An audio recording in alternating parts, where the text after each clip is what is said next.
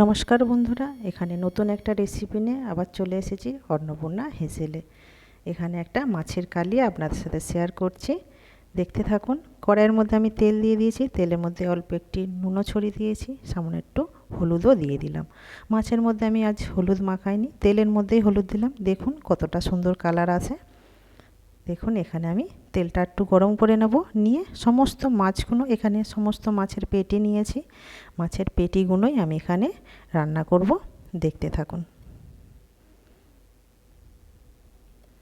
এই দেখুন মাছের পেটিগুলো কতটা মোটা আর কতটা সুন্দর। এটা কিন্তু একদম পুকুরের মাছ। আমি এখানে পুকুরের মাছের সমস্ত পেটিগুলোই নিয়েছি, দাগাগুলো আজ রান্না করছি না, পেটিগুলোই রান্না করছি। আমি মাছগুলো এভাবে সমস্ত ভেজে নেবো, একটু কড়া করেই ভাজবো, যেহেতু পেটির মাছ একটু কড়া করেই ভাজবো আমি। আর এই মাছটা খুবই দারুণ টেস্টি হয়, কেননা এই আমাদের পুকুরের মাছ দারুণ টেস্ট হয়। আর মাছটা বেশ বড় সাইজের মাছ, আমি এর জন্য সমস্ত পেটিই নিয়েছি। আপনারা দেখলেই বুঝতে পারেন পেটিটা কত মোটা। দেখুন এখানে আমার মাছ ভাজা রেডি হয়ে গিয়েছে। আমি সমস্ত মাছ কিন্তু ভেজে আগে একটা তুলে নিয়েছি, আবার একটা দিলাম, দিয়ে ভেজে নিচ্ছি। দিয়ে দেখুন রেডি হয়ে গেছে সমস্ত মাছ, আমি এইভাবে ভেজে রেডি করে নিচ্ছি। মাছের কালিয়া তেলের মধ্যে আমি তেল আর নামাচ্ছি না, যা তেল আছে এর মধ্যে আমি ফোড়ন দিয়ে দেবো বা মশলাটা রেডি করব। তেলের মধ্যেই দেখুন সমস্ত মাছ ভাজার পরে আমি এখানে তেলের মধ্যে কালো জিরে ফোড়ন দিয়েছি। কালো জিরেটা একটু ভালো করে ভেজে নেব। কালো জিরের টেস্ট বা সেন্টটা আমাদের সবার খুব ভালো লাগে, সেই জন্য কালো জিরের ফোড়ন দিলাম। আপনারা চাইলে নাও দিতে পারেন, কিন্তু দিলে খুব দারুণ টেস্ট হবে, অবশ্যই দিয়ে দেখবেন। এখানে পেঁয়াজটা দিলাম, দিয়ে পেঁয়াজটা এখানে ভালো করে ভেজে নিচ্ছি। লাল করে ভাজবো পেঁয়াজটা, একটা বড় সাইজেরই পেঁয়াজ দিয়েছি। দারুণ একটা মাছের কালিয়া। আপনারা তো অনেক রকমের দই কাতলা অনেক রকমের কালিয়া খেয়েছেন, একবার এইভাবে আমি যেটা বানাচ্ছি সেইটা দেখে অবশ্যই বানিয়ে দেখুন, দারুণ লাগবে, বাড়ির সবাই পছন্দ করবে।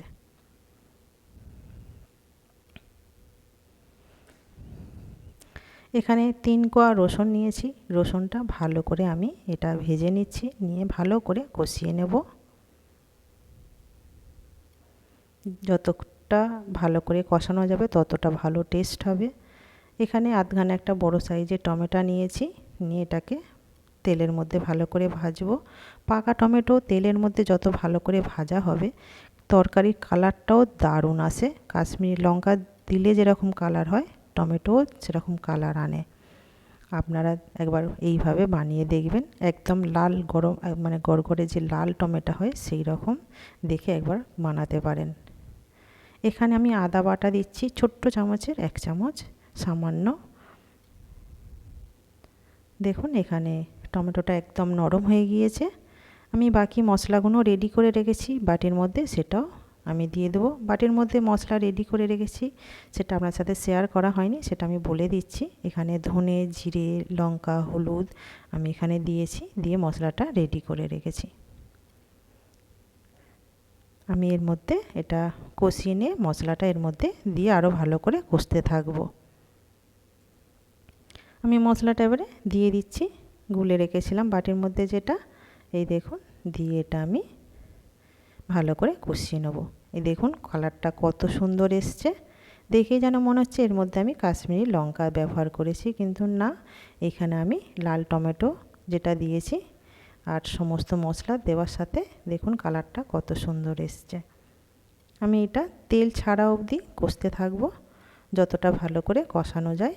একদম দেখুন তেল একদম পুরো ছেড়ে যাবে, তখন আমি আরও একটা মশলা রেডি করে রেখেছি সেটা দেবো। এবার পরিমাণ মতো নুন দিয়ে দিচ্ছি, যে যেমন নুন টেস্ট মনে হয় সেরকম আপনারা নুন দেবেন।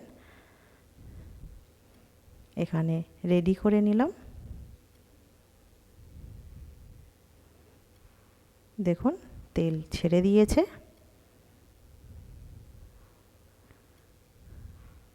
আমি এখানে পোস্ত বাটা দিচ্ছি, এখানে টক দই বা কাজু কিশমিশ কোনো কিছুই ব্যবহার করছি না, এখানে পোস্ত বাটা, শুধু পোস্ত বাটা দেব। আমি এখানে এই দেখুন পোস্তটা বেটে রেখেছি শিলের মধ্যে, মিক্সচারে নয়। শিলে বাটলে দারুণ হয়, একদম মিহি করে বাটা যায়। এই দেখুন পোস্তটা আমি ভালো করে কষিয়ে লাস্টে দিচ্ছি এই কারণেই, পোস্তর যে সেন্ট বা টেস্ট সেটা যাতে না নষ্ট হয় সেই কারণে আমি পোস্তটা লাস্টে দিলাম। আপনারা একবার অবশ্যই এইভাবে বানিয়ে দেখুন, অবশ্যই ভালো লাগবে বন্ধুদের। গরম ভাত তো আমাদের রেডিই আছে, এটা হলে প্রত্যেকের ভালো লাগবে। এরকম যদি মাছের কালিয়া পাওয়া যায়, গরম ভাতের সাথে শুধু মাছের কালিয়া দিয়ে ভাত খাওয়া হয়ে যাবে। আপনারা অবশ্যই বানান।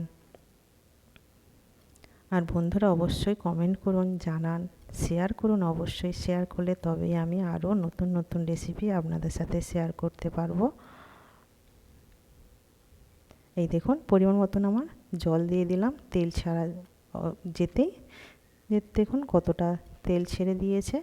আমি যতটা গ্রেভি রাখবো ততটাই আপনাদের দেখালাম, আপনারা চাইলে এর থেকেও বেশিও করতে পারেন। দেখুন মশলাটা আমার এখানে ফুটে গিয়েছে। আমি এর মধ্যে 3টে কাঁচা লঙ্কা ব্যবহার করব সেন্টের জন্য। আপনারা চাইলে ফাটিয়েও দিতে পারেন, ঝাল যে যেমন খাবেন। এখানে আমি 3টে কাঁচা লঙ্কা দিয়ে দিলাম, দিয়ে আমি এবারে মাছগুলো দিয়ে দেব, যে মাছগুলো ভেজে রেখেছিলাম পেটির মাছ। দারুণ একটা রেসিপি, আপনারা বন্ধুদের কাছে আশা করব অবশ্যই আপনারা একবার এটা দেখে বাড়িতে বানাবেন বা শেয়ার করবেন। দারুণ খেতে বা টেস্ট হয় দারুণ, একবার বানিয়ে দেখুন। আর এই চ্যানেলটা দেখুন, দেখে অবশ্যই আপনাদের ভালো লাগবে।